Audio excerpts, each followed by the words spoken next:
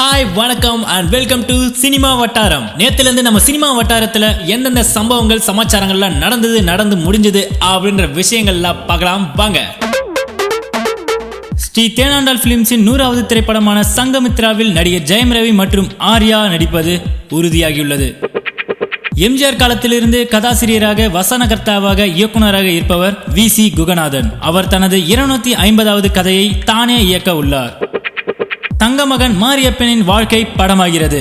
2016 பாரா Olympics உயரம் தாண்டுதலில் தங்கம் வென்றவர் மாரியப்பன். இவரது வாழ்க்கையை படமாக்க முன்வந்திருக்கிறார் ஐஸ்வர்யா தனுஷ். தமிழ், ஆங்கிலம் என 2 மொழிகளில் ஷான் ரோல்டன் இசையில் படம் உருவாக உள்ளது. இப்படத்தின் ஃபர்ஸ்ட் லுக் வெளியாகியுள்ளது. பிச்சைக்காரன், சைத்தான் படங்களுக்கு பிறகு விஜய் ஆண்டனி நடிப்பில் வெளிவரும் படம் யமன். சிக்கென்ற உடல்தான் எனது பலமாகும் என்று நடிகை தமன்னா கூறியுள்ளார். நடிக்க வந்தபோது இருந்தது போன்றே தற்போதும் உள்ளீர்களே, உங்கள் அழகின் ரகசியம் என்னவென்று கேட்கிறார்கள். நான் காஃபியில் வெண்ணெயை கலந்து குடிக்கிறேன். நான் நிறைய காய்கறி சாப்பிடுவேன், முட்டையும் சாப்பிடுவேன், பருப்பு வகைகளை தவிர்க்கிறேன், தவறாமல் உடற்பயிற்சி செய்கிறேன். இதுவே என் அழகின் ரகசியமாகும் என்று நடிகை தமன்னா கூறியுள்ளார்.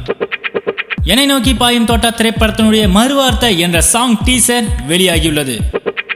வேலையில்லா பட்டதாரி 2ஆம் பாகத்தினுடைய ஸ்டில்ஸ் வெளியானது.